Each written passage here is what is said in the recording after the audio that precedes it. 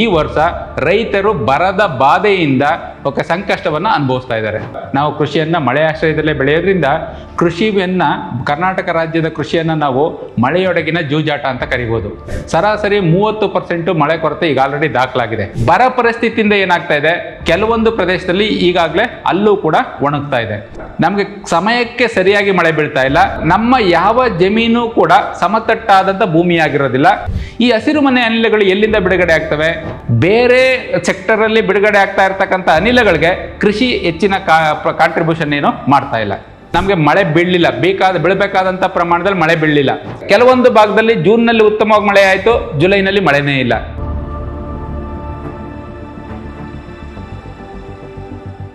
ನಮಸ್ಕಾರ, ನನ್ನ ಹೆಸರು ಡಾಕ್ಟರ್ MN ತಿಮ್ಮೇಗೌಡ ಅಂತೇಳಿ. ನಾನು ಕೃಷಿ ವಿಶ್ವವಿದ್ಯಾನಿಲಯದ ಕೃಷಿ ಹವಾಮಾನ ವಿಭಾಗದಲ್ಲಿ ಪ್ರಾಧ್ಯಾಪಕನಾಗಿ ಕೆಲಸ ಮಾಡ್ತಾ ಇದ್ದೀನಿ. ನಮ್ಮ ಮುಖ್ಯ ಕೆಲಸ ಅಂತಂದರೆ ಈ ವಾತಾವರಣದ ಅಂಶಗಳನ್ನು ದಾಖಲಿಸುವುದರ ಜೊತೆಗೆ ಕೃಷಿಗೆ ಸಂಬಂಧಪಟ್ಟಂತೆ ವಾತಾವರಣಗಳೊಂದಿಗಿರುವಂಥ ಸಂಬಂಧವನ್ನು ಸಂಶೋಧನೆ ಮಾಡ್ತಕ್ಕಂಥದ್ದು ಒಂದಾದರೆ, ರೈತರಿಗೆ ಪರ್ಯಾಯ ಬೆಳೆ ಯೋಜನೆ ಅಥವಾ ಬರ ಅಥವಾ ನೆರೆಯ ಸಂಕಷ್ಟದ ಸಮಯದಲ್ಲಿ ಕೈಗೊಳ್ಳಬೇಕಾದಂಥ ಕೃಷಿ ಚಟುವಟಿಕೆಗಳನ್ನ ಮಾಹಿತಿ ನೀಡ್ತಕ್ಕಂಥದ್ದು ಮುಖ್ಯವಾಗಿರುತ್ತೆ. ಖಂಡಿತ ಈಗ ಏನಾಗಿದೆ, ಕರ್ನಾಟಕ ರಾಜ್ಯ ಕೃಷಿ ಪ್ರಧಾನವಾದಂಥ ರಾಜ್ಯ. ನಮ್ಮ ರಾಜ್ಯದಲ್ಲಿ ಅತಿ ಹೆಚ್ಚಿನ ಕೃಷಿಯನ್ನು ನಾವು ಮಳೆ ಆಶ್ರಯದಲ್ಲಿ ಬೆಳಿತೀವಿ. 66% ಭಾಗ ನಾವು ಕೃಷಿಯನ್ನು ಮಳೆ ಆಶ್ರಯದಲ್ಲೇ ಬೆಳೆಯೋದ್ರಿಂದ ಕರ್ನಾಟಕ ರಾಜ್ಯದ ಕೃಷಿಯನ್ನು ನಾವು ಮಳೆಯೊಡಗಿನ ಜೂಜಾಟ ಅಂತ ಕರಿಬೋದು.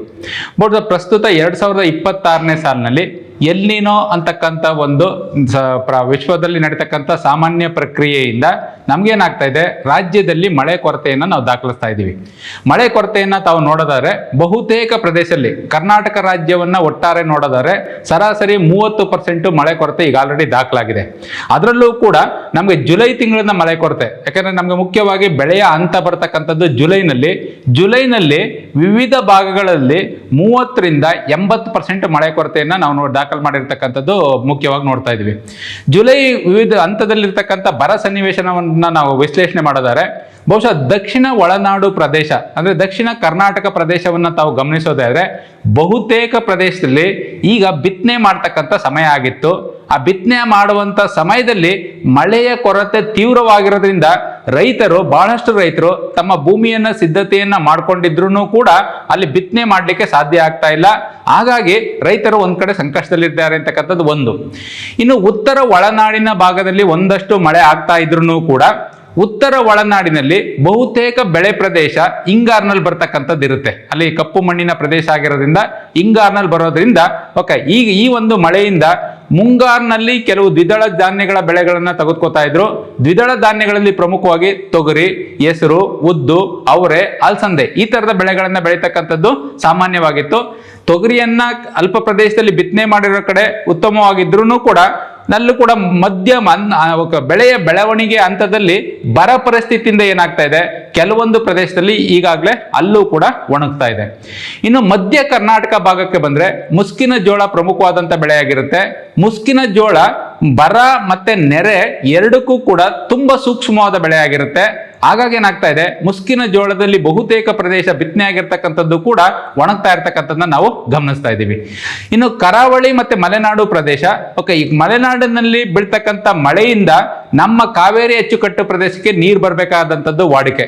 ಬಹುಶಃ ಇವತ್ತು ನಾವು ಕಾವೇರಿ ಅಚ್ಚುಕಟ್ಟು ಪ್ರದೇಶದಲ್ಲಿ KRS ನ ಒಂದು ನೀರಿನ ಸ್ಥಿತಿಗತಿಯನ್ನ ನೋಡಿದರೆ ಇವತ್ತು 91 ಅಡಿನಲ್ಲಿ ನಾವು ನೀರಿದೆ. ಅಂದ್ರೆ ಆಲ್ಮೋಸ್ಟ್ ನಮ್ಗೆ 50%ಗಿಂತ ಕಡಿಮೆ ನೀರಿನ ಸಂಗ್ರಹಣೆ ಆಗ್ತಕ್ಕಂಥದ್ದನ್ನ ನಾವು ನೋಡ್ತಾ ಇದ್ವಿ.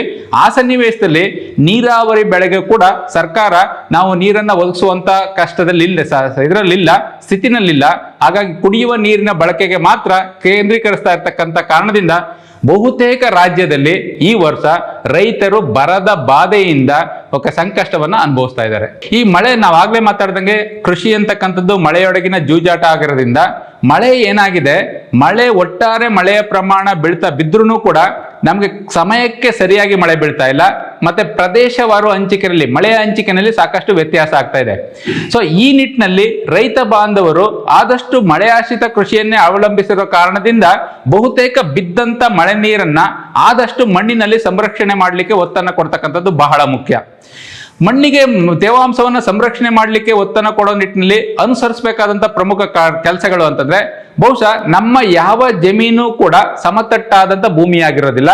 ಸಮತಟ್ಟಾಗಿಲ್ಲದೆ ಇರ್ತಕ್ಕಂಥ ಭೂಮಿನಲ್ಲಿ, ಇಳಿಜಾರಿನಿಂದ ಕೂಡಿರ್ತಕ್ಕಂಥ ಈ ಭೂಮಿನಲ್ಲಿ ಮಳೆ ಬಿದ್ದಾಗ ಇಳಿಜಾರಿಗನುಗುಣವಾಗಿ ನಮಗೆ ನೀರು ಹೊರ ಹರಿವಿನ ಮುಖಾಂತರ ಹರಿದು ಹೋಗ್ತಕ್ಕಂಥ ಸಾಧ್ಯತೆ ಇರುತ್ತೆ. ನಾವು ಮೊದಲಿಗೆ ಮಾಡಬೇಕಾಗಿರ್ತಕ್ಕಂಥ ಕೆಲಸ ಅಂದ್ರೆ ಇಳಿಜಾರಿಗೆ ಅಡ್ಡಲಾಗಿ ಬದುಗಳನ್ನ ಹಾಕ್ಬೇಕಾಗತ್ತೆ. ಇಳಿಜಾರಿಗೆ ಅಡ್ಡಲಾಗಿ ಬದುಗಳನ್ನ ಹಾಕಿದಾಗ ಆ ಹರಿದು ಹೋಗ್ತಕ್ಕಂಥ ನೀರ್ಗೆ ತಡೆದು ಒಂದಷ್ಟು ಹೆಚ್ಚಿನ ಸಮಯ ಅಲ್ಲಿ ನಿಂತ್ರೆ ಭೂಮಿ ಒಳಗಡೆ ನೀರು ಇಂಗ್ಲಿಕ್ಕೆ ಅನುಕೂಲ ಆಗುತ್ತೆ. ಬದುಗಳ ನಿರ್ಮಾಣ ಬಹಳ ಮುಖ್ಯ ಆಗುತ್ತೆ. ಎರಡನೇದು, ಬದುಗಳನ್ನ ಸದೃಢಗೊಳಿಸೋ ನಿಟ್ಟಿನಲ್ಲಿ ನಾವು ಸಸ್ಯಗಳನ್ನ ಬದುಗಳ ಮೇಲೆ ಬೆಳೆಸೋದಕ್ಕೆ ಒತ್ತನ್ನು ಕೊಡಬೇಕಾಗತ್ತೆ. ಅದಕ್ಕೆ ನಾವು ಜೈವಿಕ ಬದುಗಳು ಅಂತ ಕರಿತೀವಿ. ಜೈವಿಕ ಬದುಗಳಲ್ಲಿ ಕಸ್ ಅಥವಾ ನಸೆ ಹುಲ್ಲನ್ನ ಬದುಗಳ ಮೇಲೆ ಹಾಕಿದಾಗ ರಭಸವಾದ ಮಳೆ ಬಿದ್ದಂತ ಸಂದರ್ಭದಲ್ಲಿ ಬದುಗಳು ಒಡೆದೋಗ್ತಕ್ಕಂಥ ಸಾಧ್ಯತೆ ಇರುತ್ತೆ. ಆ ರಭಸವಾದಂಥ ಮಳೆನಲ್ಲೂ ಕೂಡ ಈ ಹುಲ್ಲಿನ ಜಾತಿಯ ಸಸ್ಯಗಳು ಅಲ್ಲಿದ್ರೆ ಏನಾಗುತ್ತೆ, ಬದುಗಳು ಒಡೆಯದಂತೆ ಭದ್ರವಾಗಿ ತಡೆದಿಟ್ಕೊಳ್ಳೋದಕ್ಕೆ ಅನುಕೂಲವನ್ನ ಮಾಡಿಕೊಡ್ತವೆ. ಆ ನಿಟ್ಟಿನಲ್ಲಿ ನಮ್ಮ ಬದುಗಳು ಸದೃಢ ಆಗುತ್ತೆ. ಹೆಚ್ಚಿನ ಪ್ರಮಾಣದಲ್ಲಿ ಮಳೆ ನೀರು ಅಲ್ಲೇ ಸಂರಕ್ಷಣೆ ಆಗ್ಲಿಕ್ಕೂ ಕೂಡ ಅನುಕೂಲ ಆಗುತ್ತೆ. ಸೊ ನಾವು ಬದುಗಳನ್ನ ನಿರ್ವಹಣೆ ಮಾಡ್ತಕ್ಕಂಥದ್ದು ಎರಡನೇದು. ಮೂರನೇದು, ಓಕೆ, ಈ ಸಂದರ್ಭದಲ್ಲಿ ಮಾಡ್ಬೇಕಾಗಿರ್ತಕ್ಕಂಥದ್ದು ಅಂತಂದ್ರೆ ನಮ್ಮ ಎಲ್ಲಾ ಬೇಸಾಯ ಚಟುವಟಿಕೆಗಳನ್ನ ಇಳಿಜಾರಿಗೆ ಅಡ್ಡಲಾಗಿ ಮಾಡ್ತಕ್ಕಂಥದ್ದು. ಇಳಿಜಾರು ಯಾವ ರೀತಿ ಇದೆ? ಇಳಿಜಾರಿಗೆ ಅಡ್ಡಲಾಗಿ ಬಿತ್ತನೆ, ಇಳಿಜಾರಿಗೆ ಅಡ್ಡಲಾಗಿ ಉಳುಮೆ, ಇಳಿಜಾರಿಗೆ ಅಡ್ಡಲಾಗಿ ಅಂತರ ಬೇಸಾಯವನ್ನ ಮಾಡಿದಂತ ಸಂದರ್ಭದಲ್ಲಿ ಈ ಬೆಳೆಯ ಸಾಲುಗಳು ನಮ್ಗೆ ಒಂದು ಹರಿತಾ ಇರತಕ್ಕಂಥ ನೀರ್ಗೆ ತಡೆಗೋಡೆಯಾಗಿ ವರ್ತಿಸೋದ್ರ ಮುಖಾಂತರ ಹೆಚ್ಚಿನ ಪ್ರಮಾಣದಲ್ಲಿ ನೀರು ಇಂಗೋದಕ್ಕೆ ಅನುಕೂಲವನ್ನ ಮಾಡಿಕೊಡ್ತವೆ. ಆ ನಿಟ್ಟಿನಲ್ಲಿ ಇಳಿಜಾರಿಗೆ ಅಡ್ಡಲಾದ ಬೇಸಾಯ ಕ್ರಮವನ್ನ ಅನುಸರಿಸ್ತಕ್ಕಂಥದ್ದು ಬಹಳ ಮುಖ್ಯ. ಇನ್ನು ಮತ್ತೊಂದು ಕ್ರಮ ಅವ್ರು ಅನುಸರಿಸಬೇಕಾಗಿರ್ತಕ್ಕಂಥದ್ದು ಅಂತಂದ್ರೆ, ನಮ್ಮಲ್ಲಿ ಸಿಗ್ತಕ್ಕಂಥ ಯಾವುದೇ ಸಾವಯವ ವಸ್ತುಗಳಾದ್ರೂ ಕೂಡ ನಾವು ಅದನ್ನ ಸುಟ್ಟಾಕ್ದಲೆ, ಬೆಳೆಗಳ ವೇಸ್ಟ್ ಇರ್ಬೋದು, ಯಾವುದೇ ವೇಸ್ಟ್ ಅನ್ನು ಸುಟ್ಟಾಕ್ದಲೆ ಆದಷ್ಟು ಅದನ್ನ ನಾವು ಭೂಮಿ ಮೇಲೆ ಒದಿಕೆಯನ್ನ ಹಾಕ್ಸೋದ್ರ ಮುಖಾಂತರ ಮಣ್ಣಿನಿಂದ ತೇವಾಂಶ ಆವಿಯಾಗೋದನ್ನ ತಪ್ಪಿಸ್ಬೇಕಾಗತ್ತೆ. ಆ ನಿಟ್ಟಿನಲ್ಲಿ ಆ ಕ್ರಮವನ್ನು ಅನುಸರಿಸಬೇಕಾಗತ್ತೆ. ಮತ್ತೆ ಅದ್ರ ಜೊತೆಗೆ ನಾವು ಮಳೆ ಹೆಚ್ಚುವರಿಯಾಗಿ ಬಿದ್ದಂತ ಸಂದರ್ಭದಲ್ಲಿ ನಾವು ಏನೇ ಕಾರ್ಯಕ್ರಮಗಳನ್ನ ಮಾಡಿದ್ರೂ ಕೂಡ ಒಂದಷ್ಟು ನೀರು ಹೊರ ಹರಿವಿನ ಮುಖಾಂತರ ಹೊರಗಡೆ ಬರುತ್ತೆ. ಅದನ್ನ ಕೃಷಿ ಹೊಂಡಗಳಲ್ಲಿ ಸಂರಕ್ಷಣೆಯನ್ನ ಮಾಡಿಕೊಂಡಿದ್ದು, ಹೊಂಡಗಳಲ್ಲಿ ಶೇಖರಣೆ ಆದಂತ ನೀರನ್ನ ಯಾವಾಗ ಬರ ಪರಿಸ್ಥಿತಿ ಇದ್ದು ಬೆಳೆ ಸಂದಿಗ್ಧ ಹಂತದಲ್ಲಿ, ಕ್ರಿಟಿಕಲ್ ಸ್ಟೇಜ್ ಅಂತ ಕರಿತೀವಿ, ಹೂವಾಡುವಂತ ಇರ್ಬೋದು, ಕೌಲು ಹೊಡೆಯುವಂತ ಹಂತಗಳಿರ್ಬೋದು, ಆ ಹಂತದಲ್ಲಿ ತೇವಾಂಶದ ಕೊರತೆ ಆದ್ರೆ ಬೆಳೆ ಇಳುವರಿನಲ್ಲಿ ಗಣನೀಯವಾಗಿ ಇಳಿಮುಖ ಆಗುತ್ತೆ. ಸೊ ಆ ನಿಟ್ಟಿನಲ್ಲಿ ಆ ಸಂದರ್ಭದಲ್ಲಿ ಈ ಸಂಗ್ರಹಣೆ ಮಾಡ್ಕೊಂಡಿರ್ತಕ್ಕಂಥ ನೀರನ್ನ ನಾವು ಸದ್ಬಳಕೆ ಮಾಡ್ಕೊಂಡು ರಕ್ಷಣಾತ್ಮಕ ನೀರಾವರಿಯನ್ನ ಕೊಡ್ಲಿಕ್ಕೆ ಒತ್ತನ್ನು ಕೊಡ್ತಕ್ಕಂಥದ್ದು. ಸೊ ಈ ರೀತಿ ಕ್ರಮಗಳನ್ನ ಅನುಸರಿಸ್ಕೊಂಡ್ರೆ ನಾವು ಮಣ್ಣು ಮತ್ತು ನೀರು ಸಂರಕ್ಷಣೆ ಮಾಡ್ಕೊಳ್ಳಿಕ್ಕೆ ಸಾಧ್ಯ ಆಗುತ್ತೆ. ಇದ್ರ ಜೊತೆಗೆ ನಾವು ಕೊಡ್ತಕ್ಕಂಥ ನೀರನ್ನ ನಿರ್ವಹಣೆ ಮಾಡ್ತೀವಲ್ಲ, ನಿರ್ವಹಣೆ ಮಾಡುವಂತ ನೀರನ್ನ ಕೂಡ ಸಮಯವರಿತು ಅದವರಿತು ಕೊಡೋದಕ್ಕೆ ಒತ್ತನ್ನು ಕೊಡಬೇಕು. ಯಾಕೆಂತಂದ್ರೆ ಇಲ್ಲಿ ನೀರಿನ ಲಭ್ಯತೆ ಕಡಿಮೆ ಇರೋ ಕಾರಣದಿಂದ ನಾವು ಯಾವಾಗಲೂ ಬೇಕಾದಾಗೆಲ್ಲ ನೀರನ್ನ ಹೆಚ್ಚಿನ ಪ್ರಮಾಣದಲ್ಲಿ ಕೊಡ್ತಾ ಹೋದ್ರೆ ನಮ್ಗೆ ಆವಿಯಾಗುವಂತ ಪ್ರಮಾಣ ಜಾಸ್ತಿ ಆಗಿರುತ್ತೆ. ಮತ್ತೆ ಬೆಳೆ ಸಂದಿಗ್ಧ ಹಂತಕ್ಕೆ ಬಂದಂತ ಸಂದರ್ಭದಲ್ಲಿ ನೀರಿನ ಕೊರತೆಯಾಗಿ ನಮ್ಗೆ ಇಳುವರಿ ಕಡಿಮೆ ಆಗುವಂತ ಸಾಧ್ಯತೆ ಇರುತ್ತೆ. ಸೊ ಆ ನಿಟ್ಟಿನಲ್ಲಿ ಬೆಳೆಯ ಕ್ರಿಟಿಕಲ್ ಸ್ಟೇಜಸ್, ಸಂದಿಗ್ಧ ಹಂತಗಳನ್ನ ಗಮನಿಸಿ ನಾವು ನೀರಾವರಿಯನ್ನ ಕೊಡ್ಲಿಕ್ಕೆ ಒತ್ತನ್ನು ಕೊಡ್ತಕ್ಕಂಥ ಕಡೆ ಗಮನವನ್ನ ಹರಿಸಬೇಕಾಗತ್ತೆ.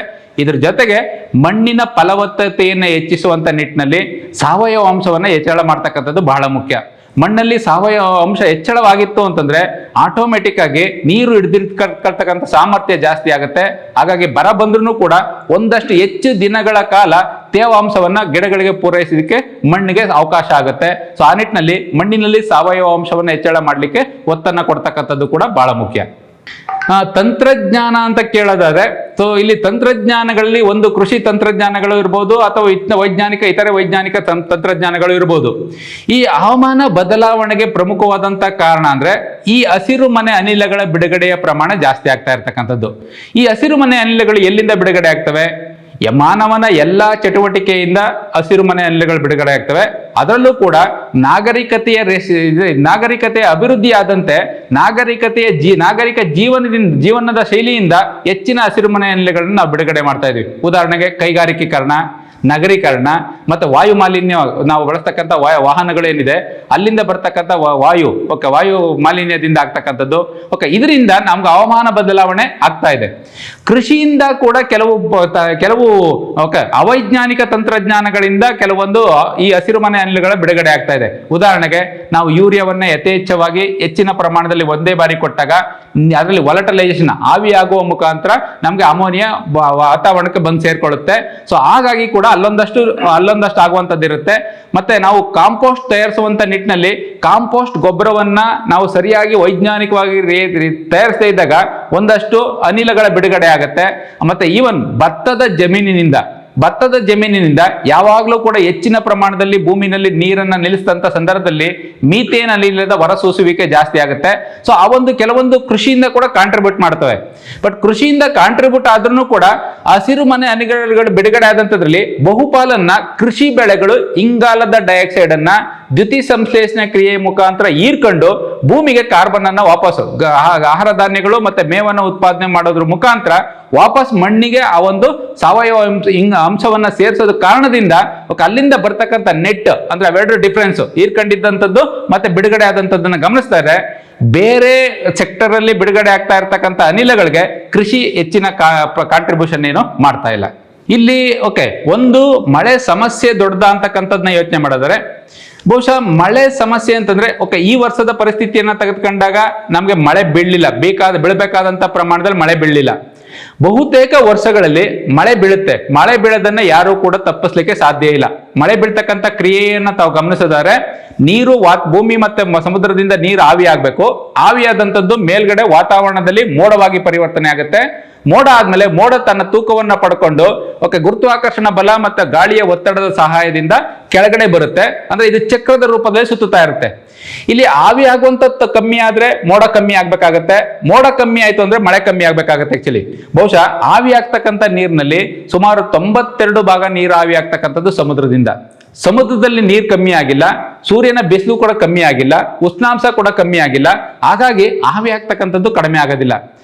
ಆವಿ ಆಗುವಂಥದ್ದು ಆದ್ರೂ ಕೂಡ ಮೇಲ್ಗಡೆ ಮೋಡ ಆಗುತ್ತೆ. ಮೋಡ ಆದ್ರೆ ಅಲ್ಲೆಲ್ಲೂ ಮೋಡವನ್ನು ಹಿಡ್ಕೊಳ್ತಕ್ಕಂಥ ಯಾವ ಕ್ರಿಯೆಗಳು ಇರೋದಿಲ್ಲ. ಅದು ವಾಪಸ್ ಬರಲೇಬೇಕು. ಬರುತ್ತೆ, ಆದ್ರೆ ಬರುವಂತದ್ದು ಯಾವ ಟೈಮ್ನಲ್ಲಿ ಬೇಕೋ ಆ ಟೈಮ್ನಲ್ಲಿ ಬರಲ್ಲ. ಯಾವ ಜಾಗದಲ್ಲಿ ಬೇಕೋ ಆ ಜಾಗದಲ್ಲಿ ಬರೋದಿಲ್ಲ. ಉದಾಹರಣೆಗೆ ಹೇಳಿದರೆ ನಾವು ಚಿಕ್ಕವರಾಗಿದ್ದಾಗ ಇಲ್ಲಿಂದ 25 ಕಿಲೋಮೀಟರ್ ದೂರದಲ್ಲಿರ್ತಕ್ಕಂಥ ದೇವನಹಳ್ಳಿನಲ್ಲಿ ಮಳೆ ಹೋದ್ರೆ ಇಲ್ಲಿ GKVKನಲ್ಲೂ ಕೂಡ ಮಳೆ ಹೋಯ್ತಾ ಇತ್ತು. ಆಕ್ಚುಲಿ ಬಹುಶಃ ಇವತ್ತು ಆ ಪರಿಸ್ಥಿತಿ ಇದೆಯಾ? ಖಂಡಿತ ಇಲ್ಲ.